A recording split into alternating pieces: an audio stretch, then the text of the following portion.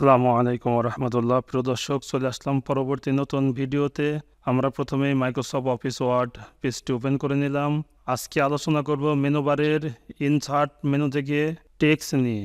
Text এই পার্টিশনের ভিতরে আমরা দেখতে পাচ্ছি text box, quick part, WordArt, drop cap, signature line, date and time, object. প্রিয় দর্শক, আজকে আমরা আলোচনা করব টেক্সট বক্স এবং কুইক পার্টস এই দুইটা অপশনের বিস্তারিত আলোচনা করব ইনশাআল্লাহ। তো আমাদের টেক্সট বক্স নিয়ে আলোচনা করার জন্য কিছু টেক্সট থাকলে বুঝতে সুবিধা হয়, যার কারণে আমি পূর্বের কিছু টেক্সট কপি করে রেখেছি। কিবোর্ড থেকে Ctrl+V প্রেস করে সেটাকে ওপেন করে নিলাম।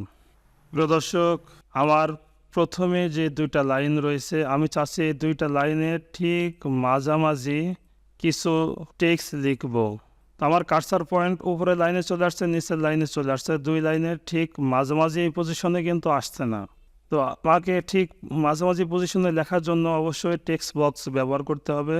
টেক্সট বক্সের উপরে ক্লিক করার পরে আমরা অটো কিছু ফরম্যাট দেখতে পাচ্ছি। অনেক ফরম্যাট রয়েছে, এই ফরম্যাটগুলো আপনাদের প্রয়োজন হলে ব্যবহার করতে পারেন। ক্লিক করলেই এমএস ওয়ার্ডে চলে আসবে। যেহেতু আমি আমার ইচ্ছা মতো কিছু টেক্সট লিখবো, এই জন্য ড্র টেক্সট বক্স, আমি এখানে আমার মাউস পয়েন্টারটা দেখতে পাচ্ছেন প্লাস হয়ে গেছে। আমি এখন মাউসের লেফট বাটন প্রেস করে এটাকে একটা বক্স আর্ট করে নিলাম, যেই বক্সটা দুই লাইনের মাঝামাঝি থাকবে। তো আমি এখানে কিছু লিখে নিই, মাই নেম লিখে নিলাম। আমি এটাকে সিলেক্ট করে হোম মেনু থেকে টাইম নিউ রোমান করে দিলাম, ফন্ট সাইজ 16-18 করে নিলাম। তো দেখতে পাচ্ছেন আমার টেক্সট বক্সের নিচে বেশ অনেকটা অংশ ফাঁকা রয়েছে। আমি ইচ্ছা করে আমার টেক্সট বক্সটাকে আর একটু ছোটো করে নিতে পারবো। এই অ্যাঙ্কর পয়েন্ট চেপে এখানে ড্রা করলে ছোটো হয়ে যাবে। এরপরে আমাদের প্রয়োজন মতো ঠিক মিডিল পজিশন আমি দিয়ে দিলাম। তো এখন দেখতে পাচ্ছেন আমার এখানে আউটলাইন হয়ে আছে, অর্থাৎ পুরো একটা বক্স আছে। আমি যদি আউটলাইনটা উঠে দিতে চাই, তাহলে আমাকে ফরম্যাটে ক্লিক করার পরে আউটলাইন অপশন থেকে নো আউটলাইন করে দিলে আমার এই আউটলাইনটা উঠে গেল। আমরা যদি প্রিন্ট প্রিভিউ থেকে বিষয়টা দেখি, আপনারা দেখতে পাচ্ছেন আমার এখানে কিন্তু আর কোনো আউটলাইন দেখাচ্ছে না। তো এইভাবে আমরা আমাদের প্রয়োজন মতো যে কোনো জায়গায় টেক্সট ব্যবহার করতে হলে আমাদেরকে টেক্সট বক্স ব্যবহার করতে হবে। তো আশা করি টেক্সট বক্সের ব্যবহার আপনারা বুঝতে পেরেছেন। এখন আমরা আলোচনা করব কুইক পার্টস নিয়ে। কুইক পার্টসের কাজ কি? কুইক পার্টসের কাজ মূলত আমাদের মোবাইল ফোনে অনেক অটো কিছু মেসেজ, ছোট মেসেজ অটোমেটিক লেখা থাকে, যেগুলো আমরা ইচ্ছা মতো সেখান থেকে নিয়ে যে কারো কাছে সেন্ড করে দিতে পারি। কুইক পার্টসের কাজ অনেকটাই এমন, যেখানে আমাদের কিছু মেসেজ বা কিছু টেক্সট আমরা এখানে রেখে দিতে পারি সেভ করে, পরবর্তীতে প্রয়োজন মতো এটাকে ব্যবহার করতে পারি। আমার এই পুরো টেক্সটটাকে আমি সিলেক্ট করে নিলাম। কুইক আর্টসে ক্লিক করার পর আপনারা নিচে একটা লাইন দেখতে পাচ্ছেন যে save selection to quick part gallery. Quick part গ্যালারিতে আমি এটা সেভ করতে চাচ্ছি, আমি সেভ করে নিলাম। এখানে আমার একটা ডায়ালগ বক্স আসছে, আপনারা নেম দিয়ে দিবেন, যে কোনো নেম একটা আপনাদের পছন্দ মতো দিয়ে দিবেন। যেহেতু আমার এটার নাম আমি সামারি রেখেছি, এই জন্য এখানে সামারি রেখে দিলাম। আমি সিলেক্ট করব কোথায়, গ্যালারি থেকে। আপনারা যে গ্যালারির যে অপশনে যেখানে আপনারা সিলেক্ট করতেছেন সেখানে আপনারা সিলেক্ট করে দিতে পারেন। দেখতে পাচ্ছেন অনেক অপশন রয়েছে, আপনাদের যেটা যেখানে প্রয়োজন। টেবিলের ক্ষেত্রে আপনারা টেবিলে রাখতে পারেন। কুইক পার্টস আমি কুইক পার্টসে রেখে দিচ্ছি। বাকি যে অপশনগুলো রয়েছে এগুলো ডিফল্ট থাকবে। আমি ওকে বাটন প্রেস করলাম। প্রিয় দর্শক, আমি এখন এটাকে এই পেজে, অর্থাৎ আমার উপরের পেজে যে মেসেজটা লিখেছিলাম, এখন এই পেজে এই মেসেজটা যদি নিতে চাই, কুইক পার্টে ক্লিক করার সাথে সাথে আপনারা দেখতে পাচ্ছেন আমার গ্যালারিতে সামারি নামে একটা অপশন এখানে শো করছে। এখানে ক্লিক দেওয়ার সাথে সাথে আমার সেম লেখাটা এখানে চলে আসছে। আমরা যদি এখানে হেডার ফুটার এগুলো যদি এখানে চাই সেভ করতে, তাও সেভ করতে পারবো। আমি আমার হেডারে কিছু নাম লিখে দিই, আনন্দ আইটি ভবন। এটাকে আমি টাইম নিউ রোমান করে দিলাম, ফন্ট সাইজটা একটু বড় করে দিলাম, কালারটা এখান থেকে রেড কালার করে দিলাম। আমাদের যে কোনো কালার আমরা করতে পারি।